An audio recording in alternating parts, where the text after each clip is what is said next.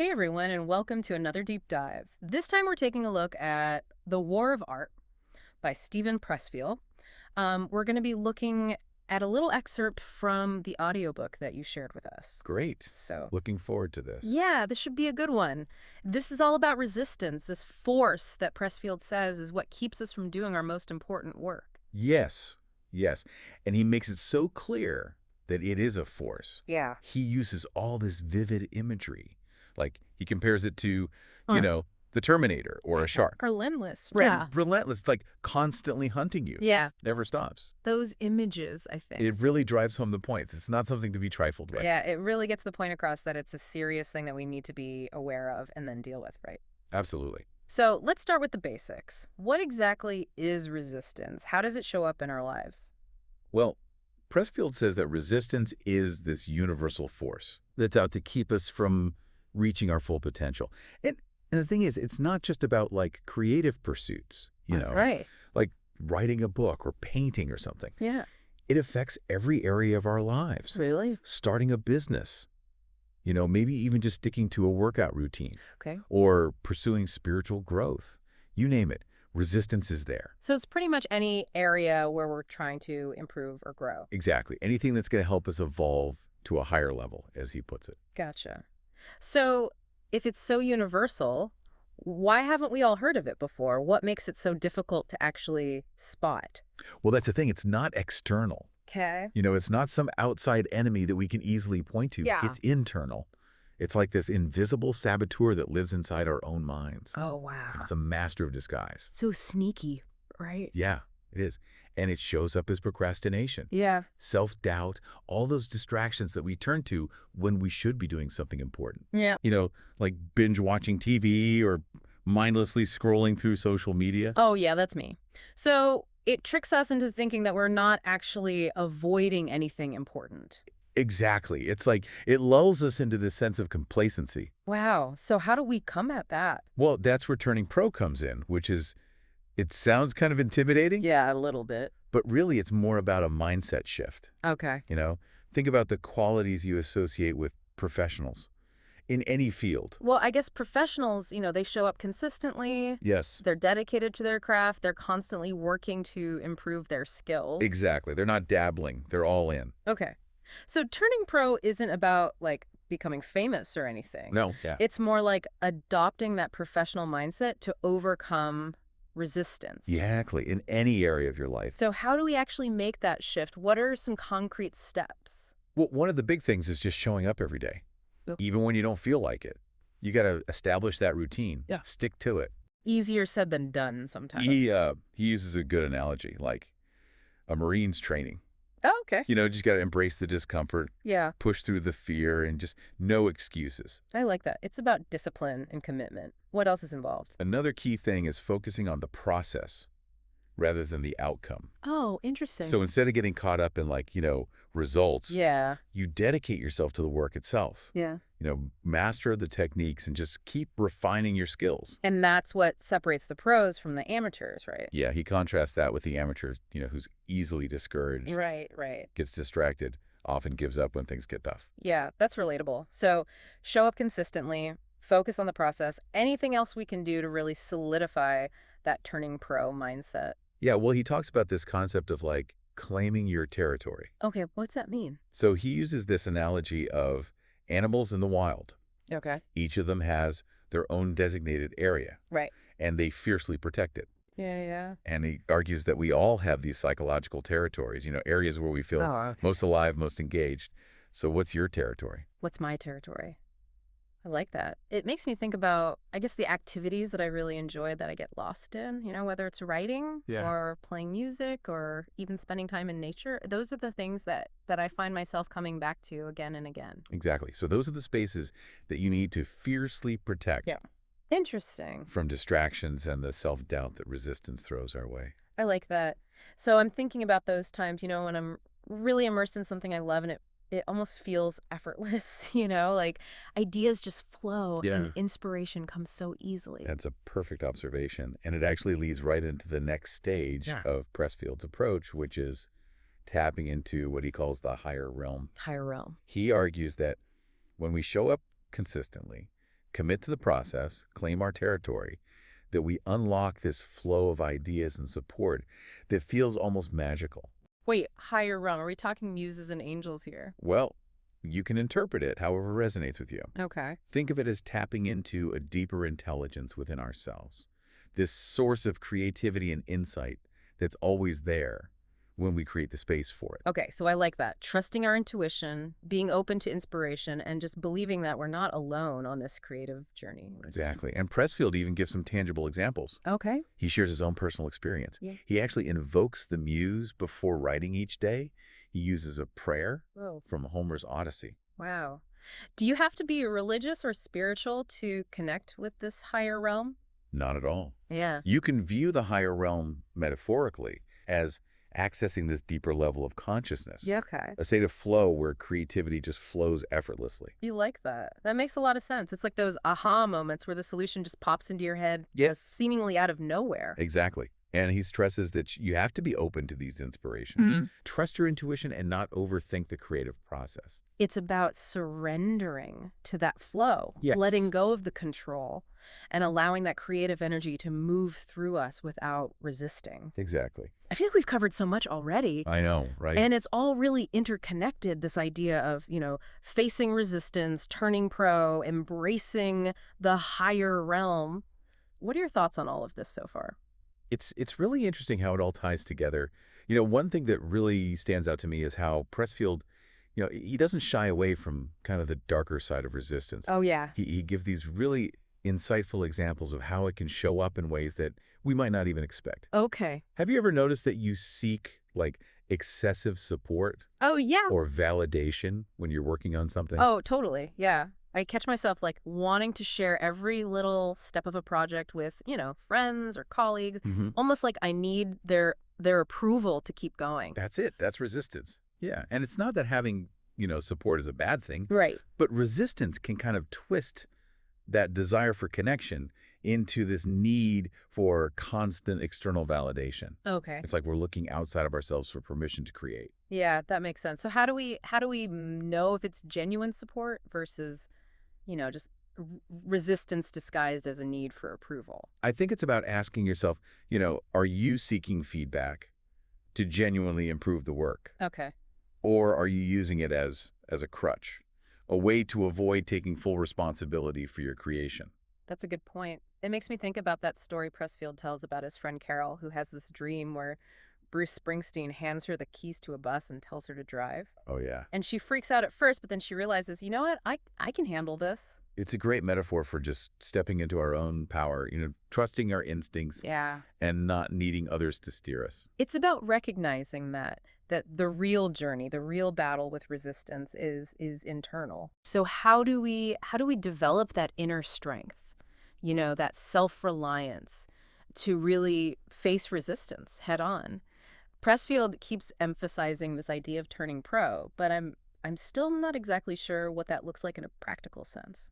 Well, he offers some concrete advice. Mhm. One thing he talks about is not over-identifying with our work. Okay. So it's about dedicating ourselves to the process, Right. but not letting the outcome, Yeah. the success or failure, dictate our self-worth. That's hard. It is. It is. How do you think you can apply that in your own life? I think it's about detaching from the need for external validation. Mm-hmm. It's so easy to get caught up in what other people think, whether it's praise or criticism. Right. It's like Pressfield's experience with his first Hollywood movie, King Kong Lives. Oh, right. He was so excited about it, and then it totally bombed. But Yeah. you know what? He didn't let that define him. He Yeah. picked himself up and he kept going. That's turning pro right there. Resilience, Yes. self-validation. Absolutely. Yeah. Think about your own experiences. Yeah. Have you ever let the fear of failure Oh. or even the fear of success hold you back from something that you really cared about? Definitely.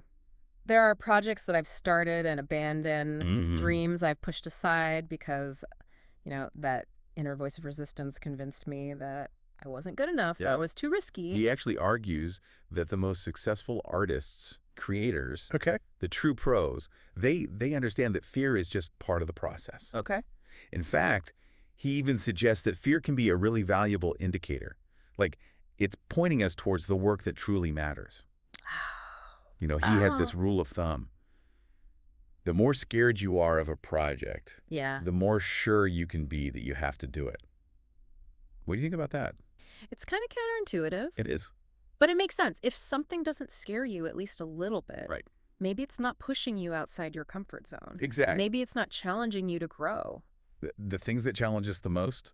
Yeah. The things that push us to confront our limitations Right. and step into the unknown, those are the things that often lead to the most growth and fulfillment. But that takes courage, It does. It does. which is, another key part of what Pressfield's talking about. He talked about how the pro acts in the face of fear, knowing that it'll never completely go away. It's like Henry Fonda battling stage fright his entire career, even after decades of experience. Yeah, it's not about the fear going away. It's Oh. about acknowledging it, Yeah, but not letting it paralyze you. right. It's about choosing action over inaction, even when it feels uncomfortable or even terrifying. Think about a time when you pushed through that fear and achieved something you were really proud of. It's funny, those moments, those leaps of faith, those are often the ones that I remember most vividly. Yeah. They're the ones that really shaped who I am. And, sometimes the greatest fear isn't even failure. Oh, really? It's success. Pressfield talks about how achieving our true potential can be a really scary prospect Oh, I can see that. because it forces us to confront our limitations and really step outside of our comfort zones. Yeah, like we have to shed our old selves, the ones that are defined by our past experiences and beliefs, Mm-hmm. and embrace this new identity, one that's aligned with our true potential.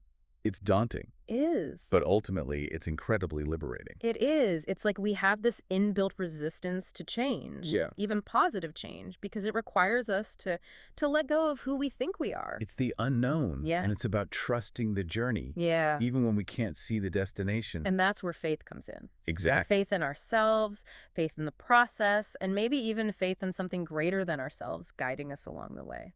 Which brings us back to the higher realm. Yeah. This idea that there are these unseen forces, whether we call them muses, angels, or simply intuition, that are supporting us when we commit to the work. Yeah, he describes this almost magical process, Ideas and insights arrive when you least expect them. Yeah. It's like this deeper intelligence is working through us, guiding us towards our creative potential.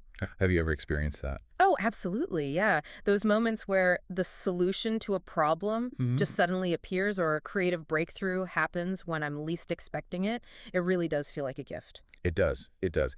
And Pressfield really emphasizes the importance of staying open to those inspirations, Okay. trusting our intuition, and not overthinking the creative process. It's about letting go. Yes. Allowing that creative energy to move through us without resistance. Exactly. It reminds me of that prayer he quotes from the Odyssey, Yes. asking the muse to sustain the song and make the tale live. It's beautiful. Yeah. It's like a conscious invitation to the higher realm to work through us. This has been such an insightful conversation. I know, me too. I'm already starting to see how these concepts apply not just to creative pursuits, but really any area of life where I'm striving for growth. Absolutely. It's about recognizing those personal forms of resistance, Yeah. embracing our territory, and trusting the process, even when it feels scary or uncertain. And maybe, just maybe, we'll get a little help from the muses along the way.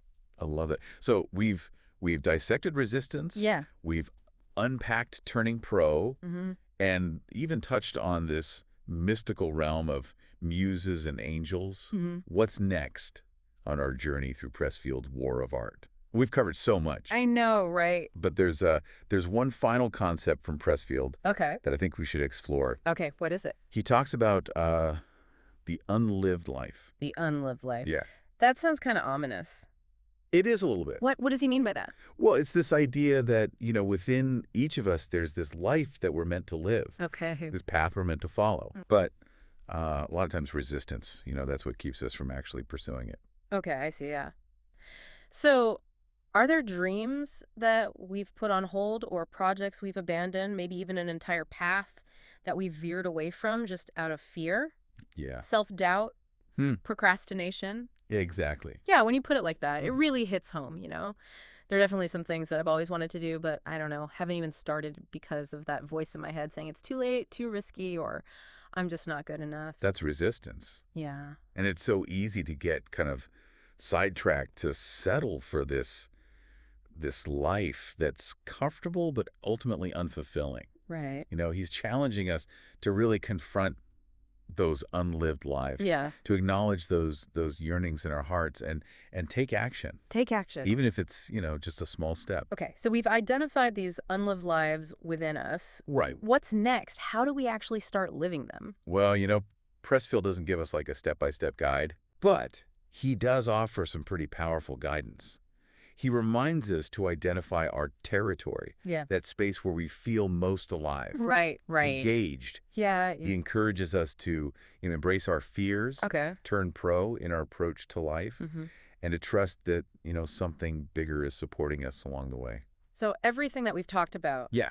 facing resistance, turning pro, embracing the higher realm, it's all connected to this idea of living a more authentic life, It is. a more fulfilling life. Absolutely. And maybe the most crucial step is just to start. Okay. Pressfield quotes Goethe, who said, "Whatever you can do or dream you can, begin it. Mm. Boldness has genius, power, and magic in it. Begin it now." Begin it now. I like that. A call to action. It is. We have the power to choose. We do. Take that first step, however small, towards the life we want to live. What's one small step you can take today? Yeah. Something that aligns with your territory. Something that maybe nudges you a little bit closer to that unlived life. It's a great question. This whole deep dive has been a real eye-opener for me. Yeah, it's been great. It's given me this whole new perspective on these internal blocks, and it's made me feel really hopeful that, I can overcome them and start living a more authentic life. I love that. It's been great exploring these ideas with you. Yeah, thank you. And hopefully you feel a little bit more equipped with some new tools to combat that resistance Yeah. and take those bold steps towards the life you're meant to live. Thanks for joining us for this deep dive into the war of art. Yes, thanks for listening. We hope you found it insightful, inspiring, and, if you're feeling brave, share your thoughts with us on social media. Yeah, we'd love to hear from you. Until next time, keep creating, keep evolving, Yes. and keep fighting the good fight against resistance.